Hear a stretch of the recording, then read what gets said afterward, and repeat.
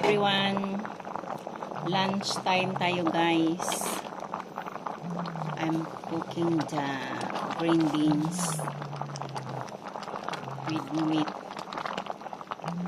Munggos tayo dyan, even at a Friday.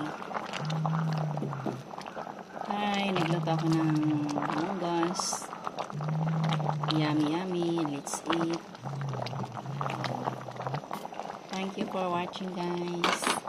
Tin siya ng we add the bitter gourd ampalaya na dahon leaves para mas masarap siya.